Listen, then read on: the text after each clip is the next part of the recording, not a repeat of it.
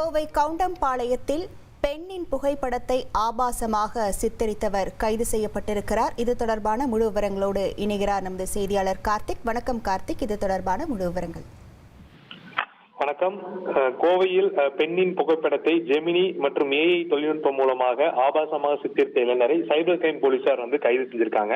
அந்த கோவை கவுண்டம்பாளையத்தைச் சேர்ந்தவர் மணிகண்டன். இவர் 24 வயதுடையவர்.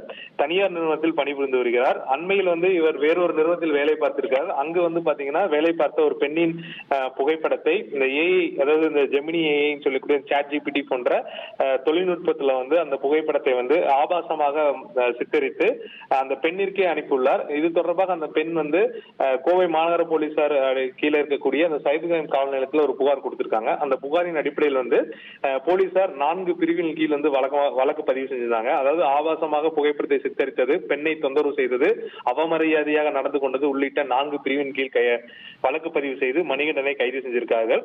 அந்த சமூக வலைதளங்கள்ல இந்த இன்ஸ்டாகிராம், பேஸ்புக் உள்ளிட்ட இணையதளங்கள்ல அவருடைய புகைப்படங்களை அழகாகவும் கிராபிக்ஸ் போன்ற அமைப்புடன் வெளியிடுவதற்கு இளைஞர்கள் ஆர்வமா இருக்காங்க. இந்த சூழல்ல இந்த மணிகண்டன் என்பவர் தன்னுடன் பழகிய இருந்தக்கூடிய பெண்ணின் புகைப்படங்களை இவர் மாற்றி அவர் ரசித்துக் கொண்டிருந்தது போலீசார் விசாரணையில தெரிய வந்திருக்கு.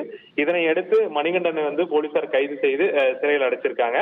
மேலும் இது போன்ற தொழில்நுட்பத்தை தவறாக பயன்படுத்தியது, இது போன்ற சம்பவங்கள் ஈடுபட்டால் காவல்துறை கடும் நடவடிக்கை எடுக்கும் என எச்சரிக்கையும் அவங்க தரப்புல கொடுத்திருக்காங்க. உங்கள் விவரங்களுக்கு நன்றி கார்த்திக்.